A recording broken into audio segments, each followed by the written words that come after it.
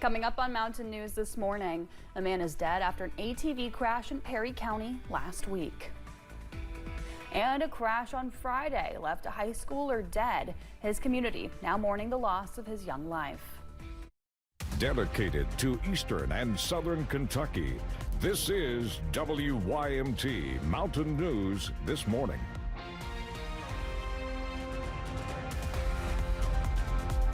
Good morning. Happy Tuesday to you, Mountain family. I'm Amelia Lee here on this July 29th. We're at 5:31 this morning, which means it is time for a check of our weather with Megan Dusmall. Megan, it is hot outside still. I'm excited for, I don't know, maybe October when I can finally say it's cold. Yeah, I'm looking forward to October too, but we got a long time until then. And temperatures this morning are on the hot side, and of course we're just going to continue that into the afternoon. Here's a look as you're traveling towards the London Corbin Airport. No fog on this camera, but as you travel more towards the east, you'll pick up some more of those foggy conditions. Temperatures right now sitting in the 70s across the region. Here's a better look at what you can expect. 90s is what we'll see this afternoon. Now, in terms of the rain chances, right now we are nice and clear, just watching those clouds roll on through, but we are looking at slight chances of a sprinkle this morning, and then as we head to the afternoon, we'll be seeing some slight chances of some storm activity. Accumulation of any rainfall will be low for the day. And here's a look at what you can expect over the next couple of hours. We will see temperatures hitting a high around that 4 o'clock, 5 o'clock time frame with feels like temperatures in the upper 90s and low triple digits. So it's going to be a hot day. It's important to minimize your time outside in direct sunlight. Amelia. In East Tennessee, the U.S. Marshal Service says a man wanted for murder in New York was arrested. U.S. Marshals and the Smoky Mountains Task Force arrested the man on Saturday at a Knoxville Greyhound station. They say Kassan Green was the only suspect in a deadly shooting that happened at a Wegmans warehouse in Gates, New York. A Perry County man is dead after an ATV crash. 28-year-old Joseph Brett Ray was traveling on an ATV trail when it happened on Friday. The crash was at Bulls Creek in the Cornetsville community. Jesse Day with the Perry County Sheriff's Office says deputies reported the ATV had overturned. On the investigation report from the deputies that was on scene, it overturned. He was ejected, partially ejected from the side by side. Day says the incident is still pending investigation. Funeral arrangements for Ray have been made through Maggard Funeral Homes in Hazard. Well, we're hearing promising news about 2 survivors of a deadly shooting at Richmond Road Baptist Church in Lexington.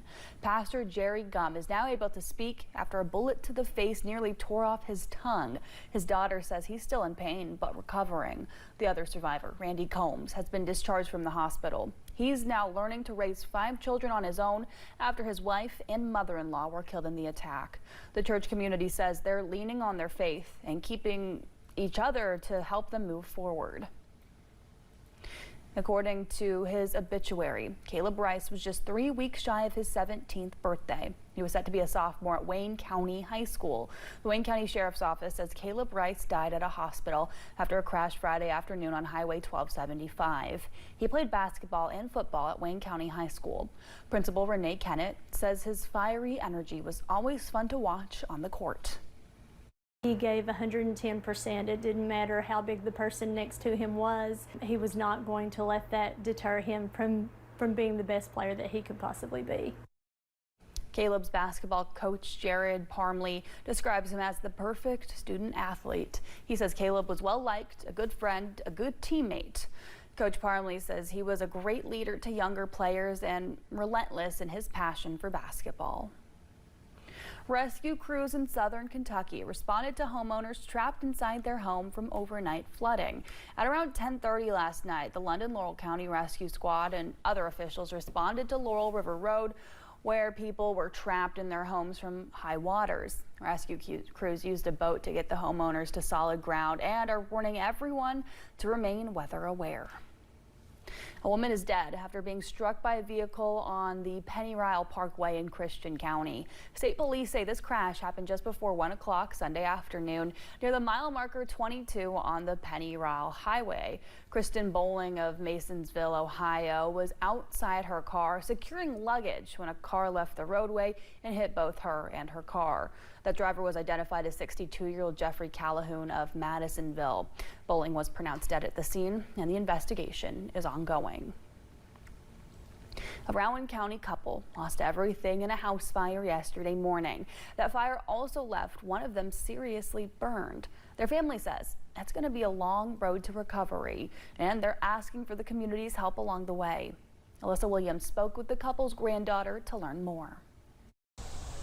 When we reach retirement, many of us expect things to slow down so we can really enjoy everything we've worked hard for. But for Harold and Loretta Smedley, their finish line is now a starting point once again. So unfortunately behind us is the leftover, what little is remaining from my grandparents' house. They were here for 58 years, married for 58 years, and my grandfather built this with his own 2 hands. So what we're looking at right here was the carport and the side entry to the home. Their granddaughter, Morgan Bradley, says fire crews believe a fire broke out in her grandparents' kitchen around midnight. She says luckily they were awake. You see this happen on TV and to other families, and you take it for granted that it's never going to be you. But unfortunately, last night it was us. She says her grandmother escaped the fire without getting hurt, but her grandfather has second-degree burns on his face, arms, legs, and feet. They are in late 70s, early 80s, and they're not able-bodied like they used to be. So it's going to be a family team effort of picking up the pieces together and putting it back together as a whole the best we can. That's why the family has created a GoFundMe page. They don't even have things like deodorant, body wash, toothbrush, toothpaste. They came out with the clothes on their back and that was it. She didn't even have shoes on this morning.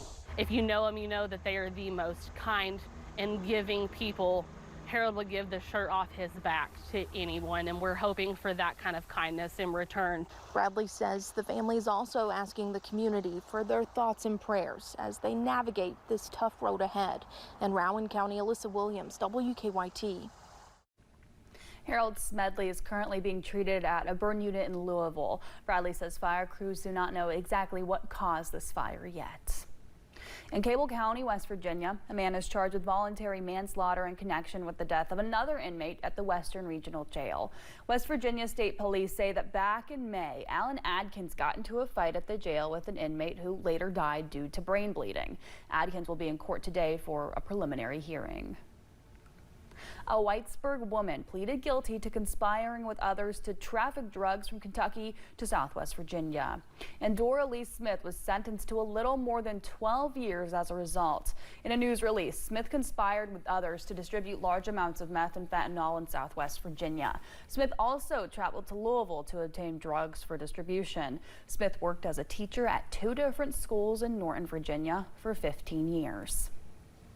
Ashland city leaders want help with ideas to make streets safer for walkers, bikers, and drivers. The city is getting a boost to help make roads safer.